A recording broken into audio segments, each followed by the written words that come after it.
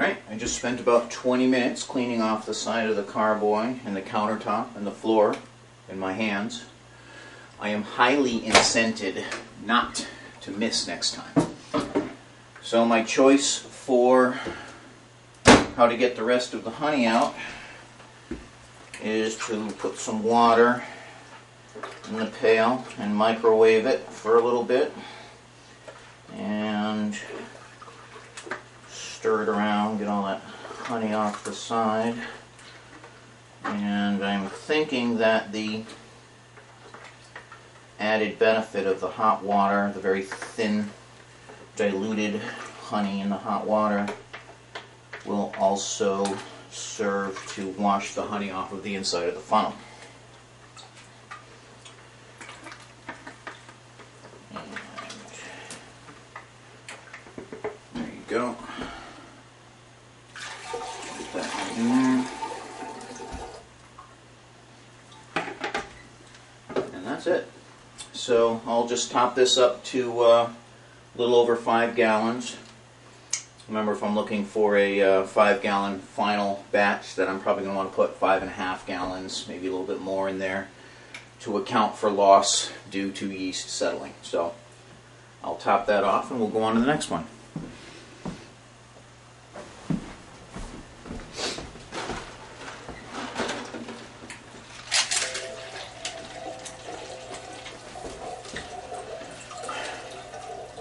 Okay, we're just about done with the water. There's 5 gallons right there. We'll go another half gallon or so. Hear that ice? It's cold out there.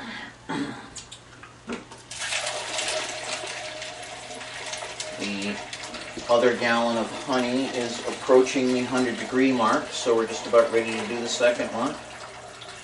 There we go, that's about 5.5 gallons. We'll set that aside for now and move on to the next one. Well, here we go again. Let's see if I can get it right this time. Maybe a little more aggressive pour. Look at that. I screwed up anyways. That's okay.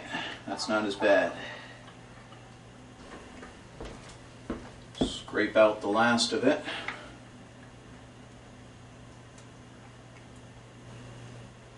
Alright, so we got most of the honey in there, and put a little water in here and microwave this to get the rest of the honey out.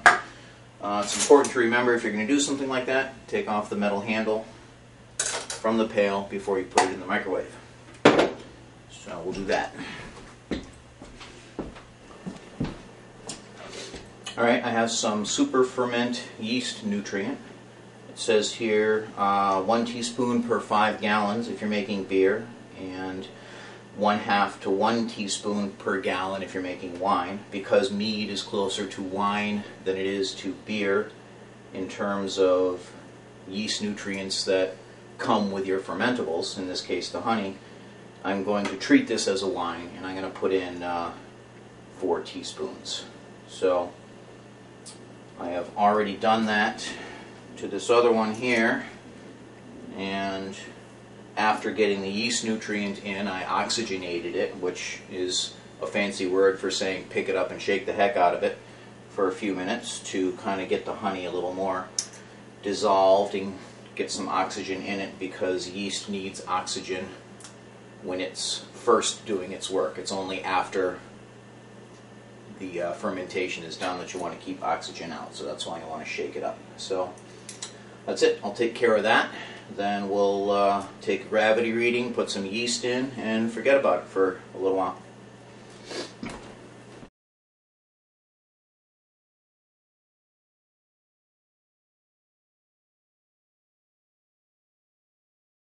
Well, that's about it for the day.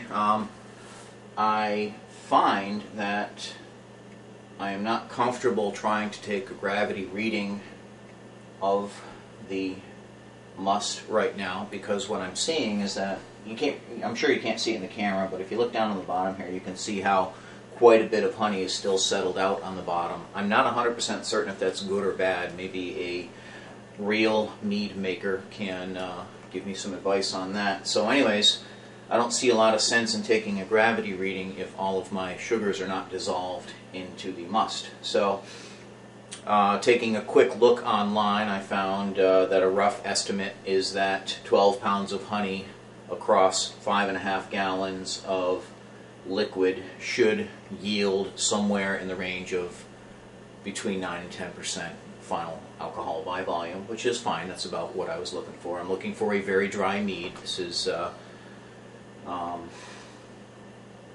from what I've read, the easiest mead to make is a simple dry mead. Put in, if you start putting in a lot more honey, you start having more fermentables than the yeast can handle. So the yeast gets killed by the alcohol before the honey is all fermented, and then you start getting into the semi-sweet and sweet meads. But like I said, that's not where I want to go this time. So I'm just going to kind of leave these things alone. I'll keep them in the main part of the house for a couple of weeks to get the fermentation, the primary fermentation mostly finished. Then I'll get them downstairs where they can start to age. So that's all I got to say for now. Thanks for watching. One of the big takeaways for the day is that honey is very sticky. So if you're going to make mead, be aware of that. Honey is very sticky, and it takes a long time to clean up when you spill it all over the place. Other takeaways were it really wasn't that difficult. One of the reasons, I think, being because I chose not to boil it. The flip side of that coin is when you don't boil the must, you can expect a much longer clarifying time. I guess it's not at all uncommon for 6 to 9 months before it starts to clear, but that's fine. That's what I was expecting anyways. And that's it. Not really a lot of airlock activity yet. Hopefully by tomorrow things will start warming up. And that's it. I got nothing else. So look for me again in a few weeks for another quick update to let you know how it's going. Thanks again.